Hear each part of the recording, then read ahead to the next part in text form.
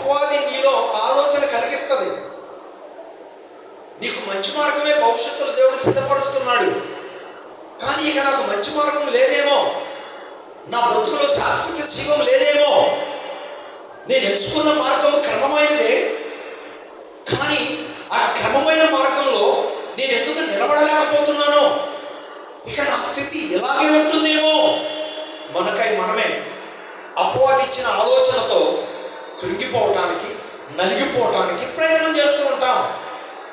ఇది అపవాది ఆలోచన. నా దేవుడు నమ్మదగిన వాడు, నా పట్ల సిద్ధపరిచిన దేవుడు, నా పట్ల ఆయన సిద్ధపరిచిన ప్రణాళిక నాకు ఇవ్వకుండా ఉండడు, నన్ను మర్చిపోయే దేవుడు కాదు, నన్ను ప్రేమించే దేవుడు అనే ధైర్యం ఈరోజు మనం కలిగి ఉండాలి. ఎవరో వచ్చి 4 మాటలు చెప్పటమే, ఆ మాటలే మంచివి, ఆ మాటలే గొప్పవి అని ఒకవేళ నీలో నీవు ఆలోచన చేసుకుంటూ మోసపోతున్నావా? జాగ్రత్త. ఏమండి, ఇలా పరిచయం అవుతారు, అలా 4 మాటలు చెప్పడంతోనే ఆ మాటలే గొప్ప అని ఫీల్ అవుతారు.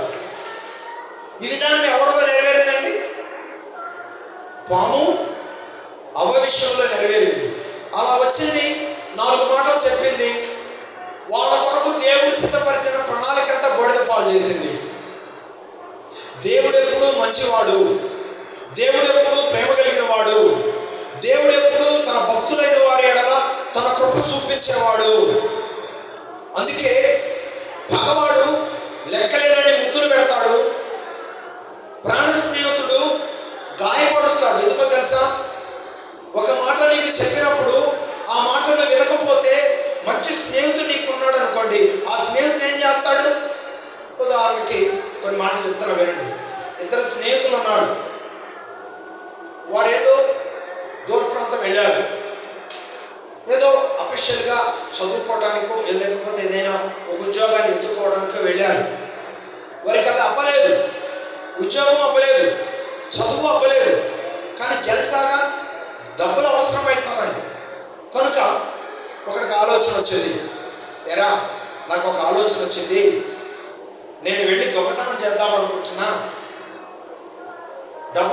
డబ్బులు సిద్ధపరచుకొని జల్సాగా మన అవసరాలు తీర్చుకోవాలని ఆలోచిస్తున్నాను రా అని చెప్పాడు అనుకోండి.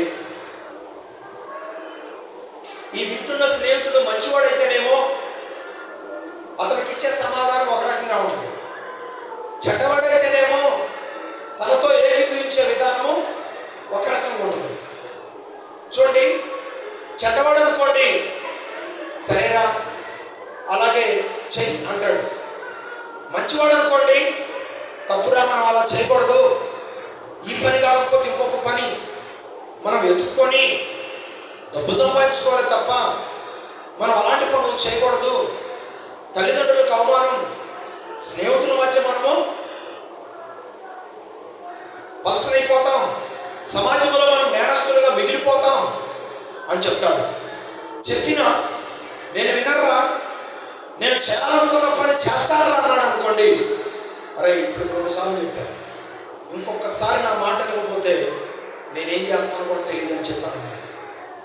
అయినా నేను ఇలానే చేస్తానన్నాడు. తన శక్తి కొలది అతన్ని కొట్టడం మొదలుపెట్టాడు.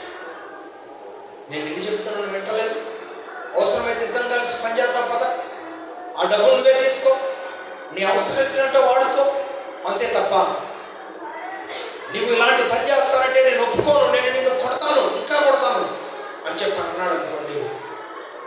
ఇతడు మంచి పని చేస్తున్నట్ట, అతనితో ఏకీభవిస్తున్నట్ట.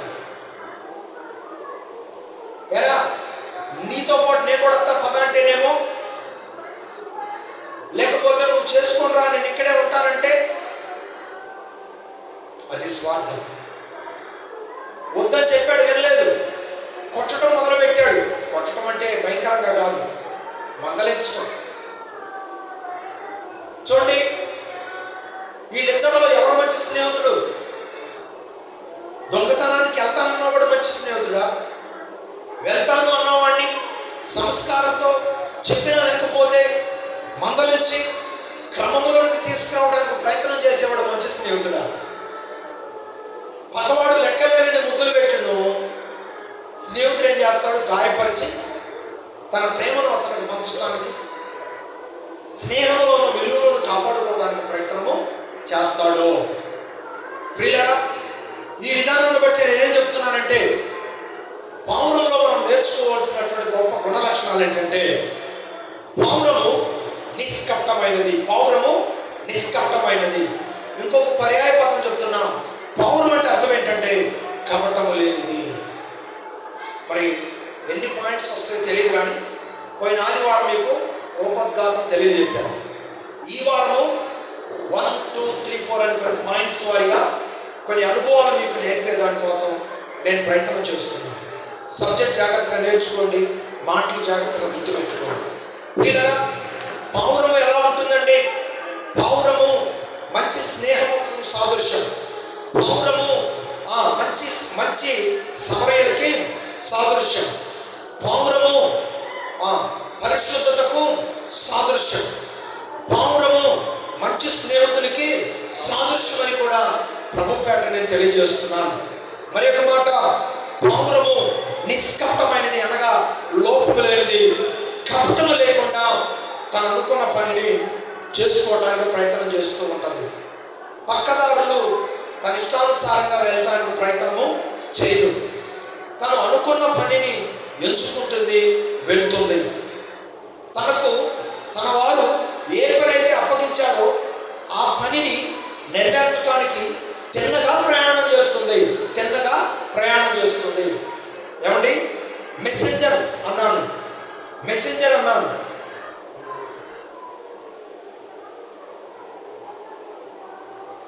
అనగా సమాచారమును తీసుకువెళ్ళేదిగా ఉంటుంది.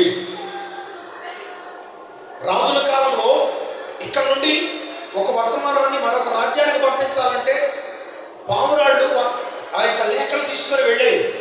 ఆ లేఖలు తీసుకొని వెళ్ళేటప్పుడు ఎక్కడికైతే ఆ పావురం ఆ లేఖను తీసుకెళ్లాలో అక్కడికే తీసుకెళ్ళిద్దా?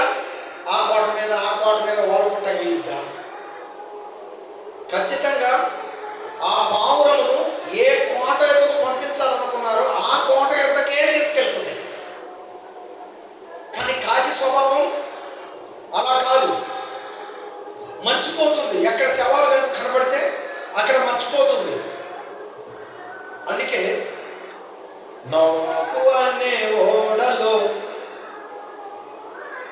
నువ్వు కాకివా పౌరానివా, నువ్వు కాకివా పౌరానివా. ఒక అద్భుతమైనటువంటి పాట వివరణ ఉంది. ఆ పాట 20 నిమిషాలు పట్టింది పాడితే. దేవుడి చిత్తమైతే వచ్చే ఆదివారం ఆ పాట పాడతాను. ఇప్పుడు నేను ఎంచుకున్న సబ్జెక్టు పక్కకి వెళ్ళిపోతాను. మీకు అందించాల్సింది నేను అందించలేదు.